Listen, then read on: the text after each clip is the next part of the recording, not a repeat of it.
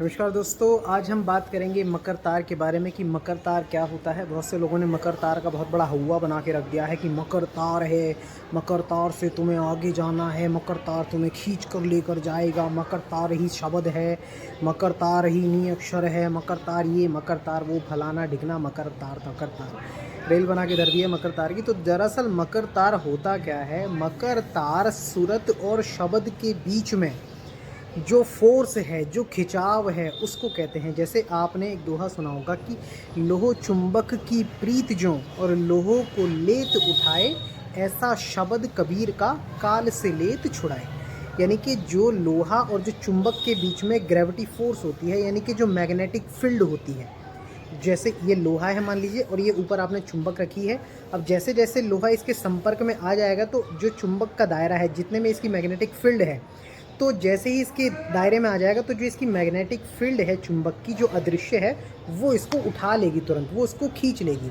तो ये जो फोटो मैं आपको दिखा रहा हूँ, इस फोटो के अंदर आप देख रहे होंगे कि नीचे जो है वो लोहा है। एक एग्जांपल के तौर पे ये फोटो आप देखिए, नीचे जो है वो लोहा है और उसके बीच में जो आपको दिखा रहा है तार से बने हुए दिखाई दे रहे हैं, ये जो है मैग्नेटिक फील्ड है। इसी तरीके से शब्द जो है और जो सूरत है, जैसे ही सूरत शब्द के संपर्क में आ जाती है तो शब्द उसको तुरंत उठा लेता है, यानी कि खींच लेता है, उसको शरीरों से बाहर खींच लेता है। तो इसे ऐसे ही कहा कि ऐसा शब्द कबीर का काल से लेत छुड़ा, यानी कि समय से आपको बाहर खींच लेता है। तो वो जो फील्ड है उसकी, यानी कि मैग्नेटिक फील्ड की तरह है। तो जो बीच में तार है, यानी कि हालांकि वो अदृश्य होता है, दिखाई देने वाली कोई तार नहीं है, सिर्फ एक अदृश्य फील्ड को ही तार कहा गया है।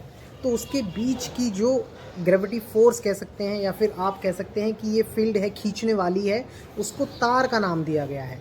अब इस पर जीव खुद नहीं जा सकता है, खुद चढ़ के, खुद उसके बस की नहीं है कि वो खुद जाके चला जाए, तो खुद ही तार पकड़ के चढ़ जाए। वो तो उस शब्द में इतनी शक्ति होती है कि जैसे ही वो उसके संपर्क में आएगी वो तुरंत उसको उठा लेगा वहाँ से।